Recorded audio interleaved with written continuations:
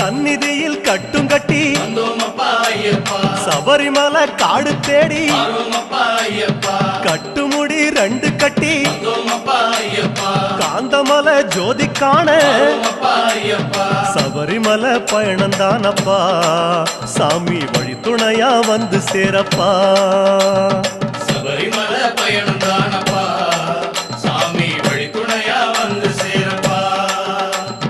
குருசாமி கால தொட்டு கூடி ஒரு சரணமிட்டு புலியேறும் பொன நினைச்சு